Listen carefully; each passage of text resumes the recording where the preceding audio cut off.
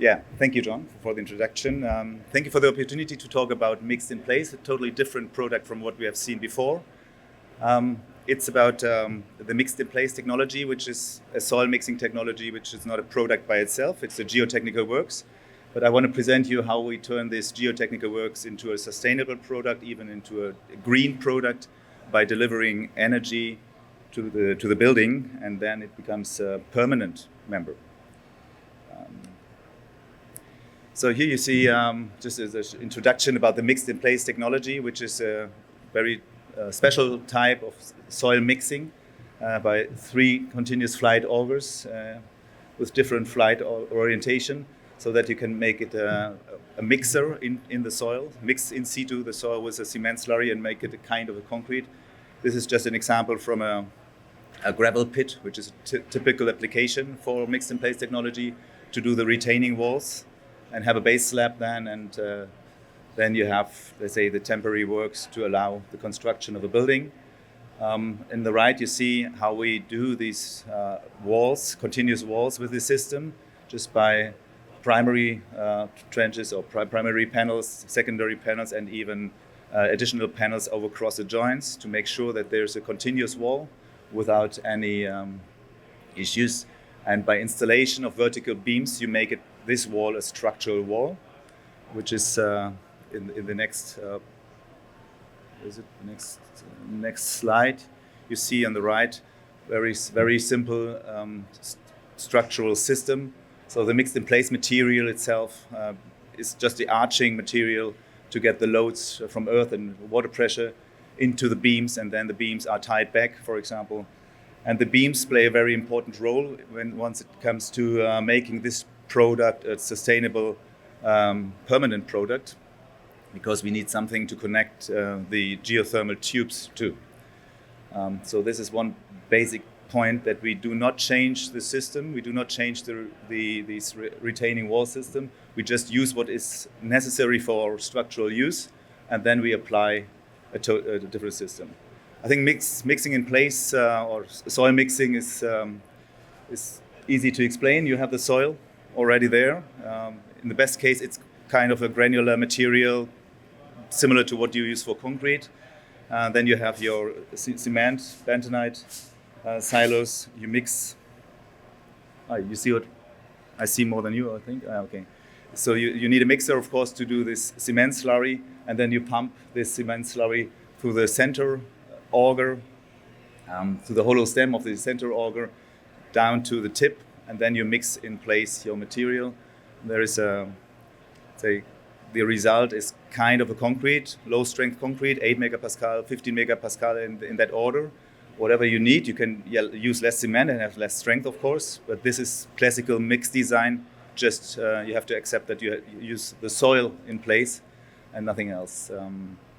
So this is just visually, you can't really distinguish this soil grout from a concrete, just depending on the aggregate you have in there.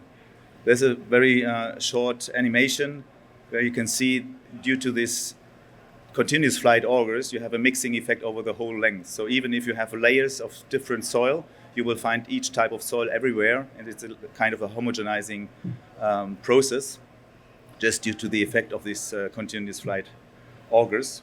So we have a vertical soil transport, but also because it's 3 augers, you have also a horizontal mixing of this thing, and that's like within the concrete mixing system, you have a very good homogenization of the soil with cement slurry. The low carbon footprint comes in the next couple of slides. So the product mixed in place, or soil mixing, if you have a good soil there, is already a sustainable solution, because you do not have too many products to get to the site, no transportation. You just have the aggregate already in place. You just add a little bit and disaggregate the soil and re-stabilize it in a way. And it tackles a few of these sustainability topics from the UN agenda. You know, these 17 sustainability development goals, where we think at least a few ones of these you can easily cover with the geotechnical works. not always in the same range, but there is a good, let's say, reason to use mixed in place when you have the right soil, just to avoid additional, let's say, transports for disposal and transport for concrete just by displacement method. Here you have an in situ mixing method, which is can be shown in calculations. We have the EFFC and DFI carbon calculator. I'm not sure who was in the group of the sustainability group of Gerard van Beek. So here we have you can do these calculations with all the information you need, transports, materials, and in typical with these replacement or displacement methods or soil mixing methods, the material part in the CO2 carbon footprint is always the majority. So whenever you can save materials, you will save CO2 emissions with your methodology. And this is an example from a job site in Berlin. Thomas should know this job site from his time in Germany. We have shown with the calculations that you can easily save 55% by replacing methodologies from, let's say, replacing methodologies or mixing with lots of cement by in situ mixing. And there's also a silicate gel grout slab. So it's two methodologies changed here from the original method, the conforming method. But if you just would only see the wall, which was originally a secant pie wall, then replaced by a soil mixing wall, you can easily show that you can save already 30% of CO2 emissions just by using this mixed in place or soil mixing method, which alone makes it a sustainable product. And that's what you use. So the EFFC and DFI carbon calculator can be used for these things. I think it's widely spread already.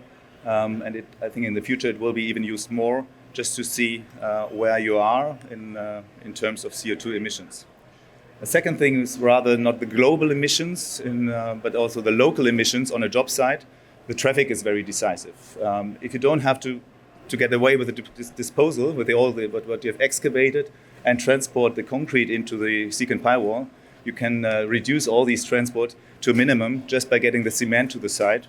You mix it on site and then you just mix it with the aggregate, which is 70% of the volume already. So that means you can save a lot of transports by using applicable methods here.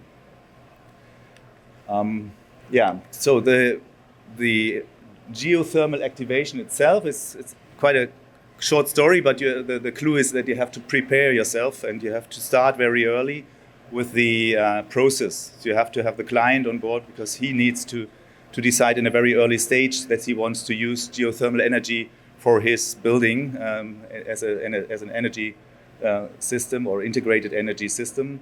But the story itself is clear. You have the rectangle or the retaining wall, which is where the geothermal tubes are applied to, and these deliver you then the heat from the soil, and you can heat your building with this in the wintertime.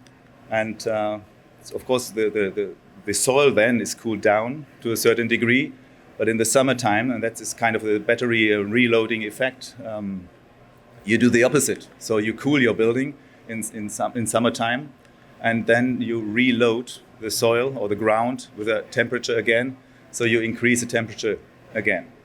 And this is, of course, it's a design issue as well. So how much you have to manage your building heat and cooling system, so that it's in a balance over years. Because you have to show for authorities, for example, you have to show, and that's what we do with the numerical modeling, usually that you show. Okay, there's one extra topic. Of course, that's not our works. If you use solar energy, you can even feed more energy into the ground and make it, let's say, even more use of this battery. But what I wanted to show is that we have to show that over many periods, you have to make sure that the soil or ground temperature is not changed in a wider perspective. And this is this is a simple graph, but this is the result of a numerical analysis. And that's what you feed in is all the characteristics of your ground and of the use of your building. And then you have to prove once it's installed, and then you can still calibrate your system in an order that you have to manage your heating and cooling system in the building and you can easily do it that it's a constant balance in the system. Just a few pictures into the job site. On the left, you see the layout plan, because you have to plan, of course, how to get the tubes in the geotechnical works in the H-beams, but also from the connection into the building itself. Here you see just the preparation of these H-beams, of these structural beams I showed you earlier. So you have to connect these geothermal tubes to in the right order, according to plan.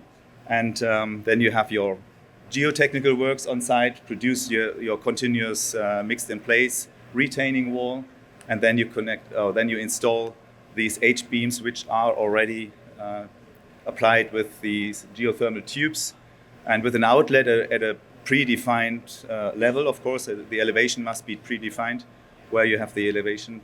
And what we have done lately is that we did not only use the retaining wall, but also used a base slab of a building, and then it becomes it's like it says here, Zeit für ein neues Concept, time for a new concept. So it's even in Germany, it's not standard, not regularly that we use it. So we have a few examples, but it's coming more and more to make use of your ground temperature for geothermal activation.